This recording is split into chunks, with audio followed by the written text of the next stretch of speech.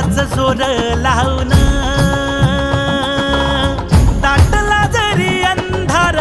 एकजूट होऊ आज दिवा देऊ तेज धावून